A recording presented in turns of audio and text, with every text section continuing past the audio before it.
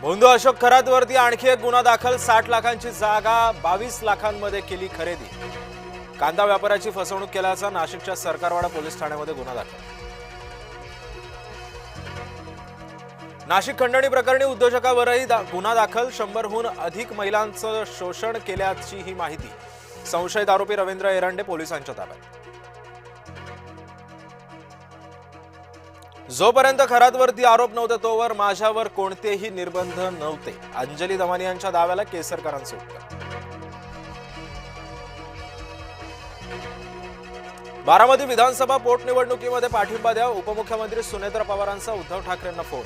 दिल्ली दौऱ्यानंतर पहिला फोन केला उद्धव ठाकरेंना। ठाकरे सेनेची भूमिका मात्र अद्याप गुलदस्त्यात।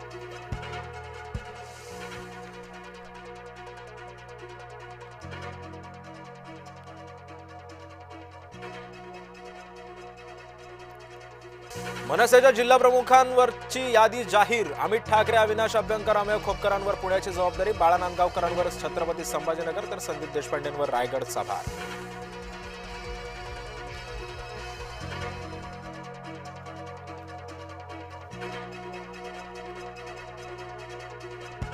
एका लग्न सोहळ्यामध्ये गुलाबराव पाटील आणि संजय राऊतांची भेट। पक्षाव्यतिरिक्त सुद्धा काही संबंध असतात। संजय राऊतांच्या भेटीनंतर गुलाबराव पाटलांची प्रतिक्रिया।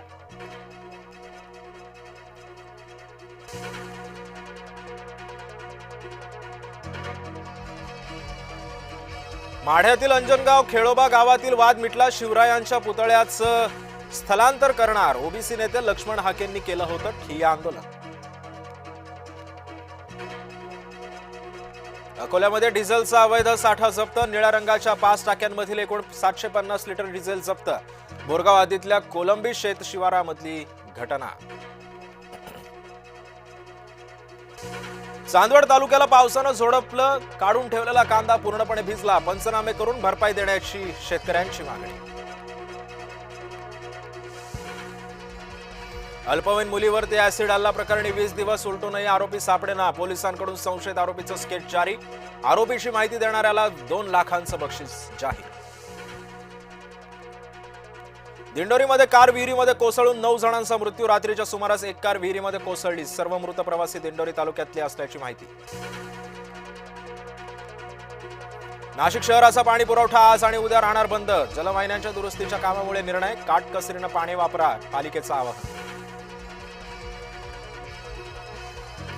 चेन्नईचा घरच्या मैदानावर सलग 6वा पराभव। पंजाबनं 210 धावांचं आव्हान केलं पार। 5 विकेट्सनं केला चेन्नईचा पराभव।